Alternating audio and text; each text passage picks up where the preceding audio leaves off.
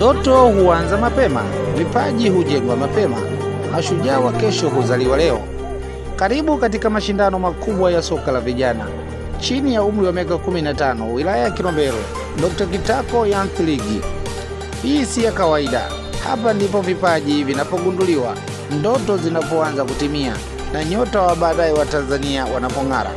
Timu mbalimbali kutoka wilaya ya Kilombero zitachuana kuwania ubingwa, heshima na nafasi ya kuonyesha uwezo wao mbele ya mashabiki. Njoo uchukue burudani, vipaji na ushindani wa hali ya juu kutoka kwa vijana wetu. Usikose, usiache kuja kushangilia timu yako.